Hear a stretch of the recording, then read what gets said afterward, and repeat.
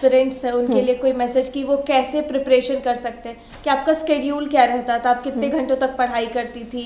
देखिए, मेरा कभी भी कोई फिक्स शेड्यूल नहीं रहा है। किसी दिन मैं बिल्कुल नहीं पढ़ती थी और किसी दिन मन किया तो 8-9 घंटा मेरा चला जाता था।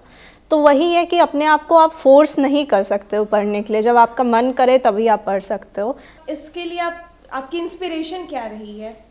जब मैं क्लास 8 में थी या 9th में थी तो मैं वेकेशन पे गई थी, जहाँ मैंने एक वेब सीरीज़ देखी थी जिसका नाम सूट्स है, जिसको देख के मेरे को लॉ के प्रति काफ़ी इंटरेस्ट ग्रो हुआ। नमस्कार, मैं हूँ संचिता और आप देख रहे हैं वी एक्सपर्ट न्यूज़ का एक्सक्लूसिव पॉडकास्ट। आज हमारे साथ स्टूडियो में मौजूद है आयुषी सिंह, जिन्होंने आईलेट यानी कि all India law entrance test में ऑल इंडिया रैंक 19 हासिल किया है। तो आयुषी, बहुत बहुत स्वागत है और बहुत बहुत बधाई इस अचीवमेंट के लिए। तो जैसा कि मैंने पढ़ा कि आपने सिर्फ वाराणसी में ही नहीं, उत्तर प्रदेश में आपका रैंक 1 है, जो कि आप टॉपर हैं, एंड ऑल इंडिया रैंक आपका 19 है। तो हाउ आर यू फीलिंग? आपने इतना बड़ा अचीवमेंट हासिल किया है। Okay, good morning everyone. I'm Ayushi and obviously I'm delighted. Thank you for asking.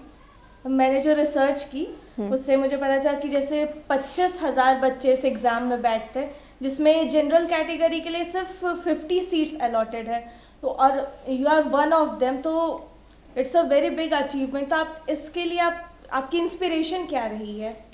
Okay, तो सबसे पहले मैं ये बताती हूँ मेरी लॉ करने की इंस्पिरेशन क्या रही है। तो जब मैं क्लास 8 में थी या 9th में थी तो मैं वेकेशन पे गई थी, जहाँ मैंने एक वेब सीरीज़ देखी थी जिसका नाम सूट्स है, जिसको देख के मेरे को लॉ के प्रति काफ़ी इंटरेस्ट ग्रो हुआ। फिर मैंने लॉ के बारे में रिसर्च किया कि 12th के बाद मैं इस फील्ड में कैसे जा सकती हूँ। तो उसके लिए 2 मेन एग्ज़ाम्स आए थे, क्लैट और एलेट, दोनों मैंने क्लियर किया है इस बार। ओके, तो मैंने ये भी सुना कि आपका जो क्लैट का एग्ज़ाम था वो उतना अच्छा नहीं रहा, बट फिर आपने आईलेट में कम बैक किया, उसमें आपकी बहुत अच्छी रैंक आई। तो क्या वो एक मेंटल ब्रेकडाउन था आपके लिए for not scoring good in CLAT?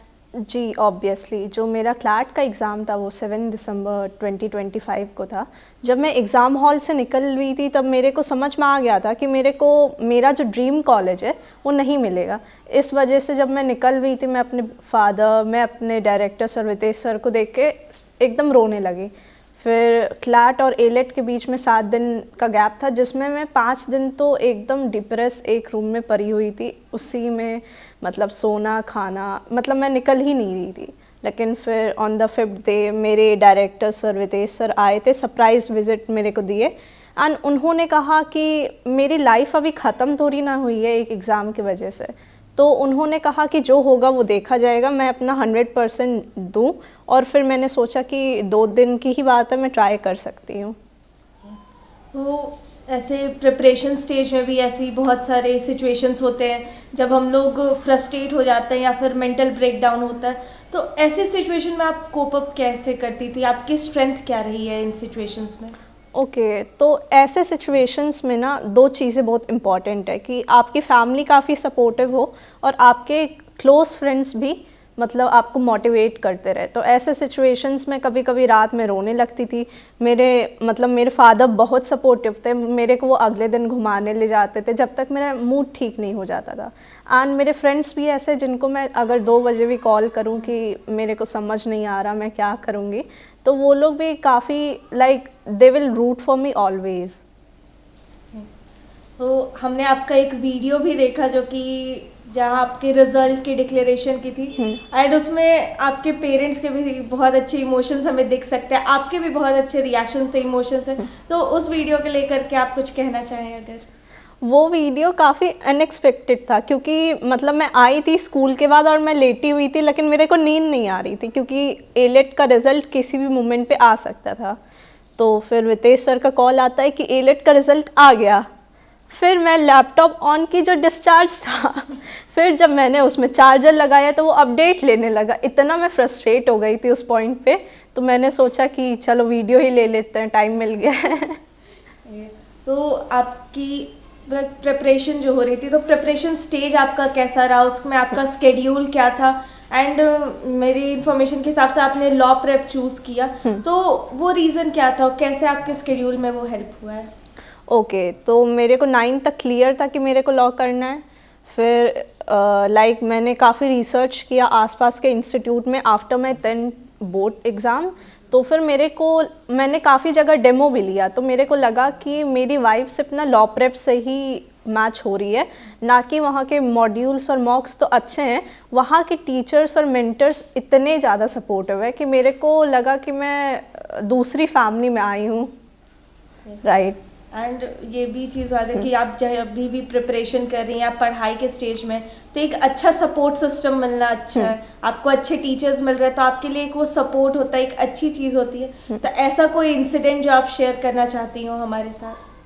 ऐसे एक्चुअली काफ़ी इंसिडेंट्स थे, क्योंकि मैं मानती हूँ कि मैं सेंसिटिव हूँ। मेरे मॉक में कभी भी स्कोर डिप हो जाते थे, तो मैं अपने थोड़े पेरेंट्स के साथ बैठती थी, मैं अपने मेंटर्स टीचर्स के साथ शेयर करती थी। प्रियांशु सर, वो मेरे जीके के टीचर हैं, वो ना मेरे को जिसमें मॉक अच्छा आया उसमें तो मोटिवेट किए ही, जिसमें अच्छा नहीं आता था उसमें भी बोलते थे कोई बात नहीं, एक मॉक से तुम्हारा कुछ डिफाइन नहीं हो रहा है।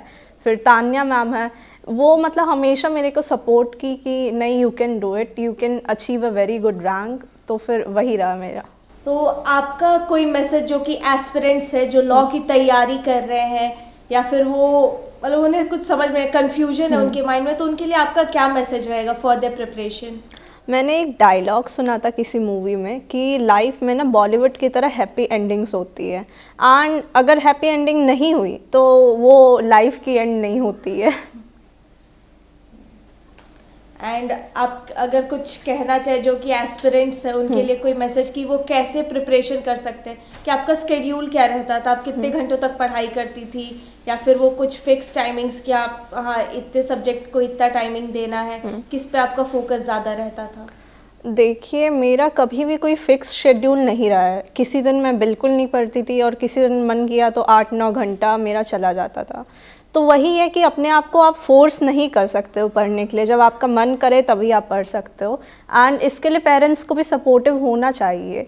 मतलब मेरे फादर ने कभी मेरे को फोर्स नहीं किया कि आज तुमने बिल्कुल नहीं पढ़ा है, तुम 3 दिन से बिल्कुल नहीं पढ़ रही हो, तुम जाके पढ़ो। मतलब वो भी काफ़ी अंडरस्टैंडिंग थे कि ये खुद से पढ़ लेगी।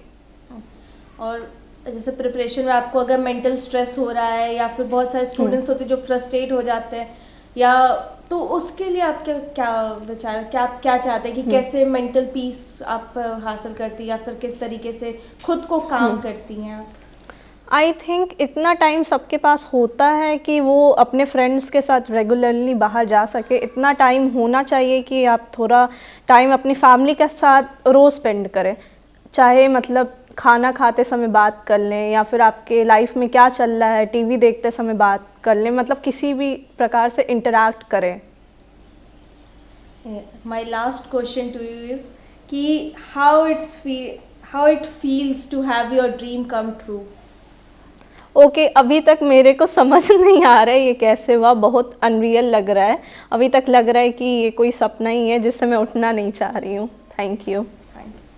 ऐसे ही और पॉडकास्ट के लिए देखते रहे वी एक्सपर्ट न्यूज़। और आपको ये वीडियो पसंद आई हो तो इसे लाइक करें, शेयर करें और हमारे चैनल को सब्सक्राइब करें। धन्यवाद।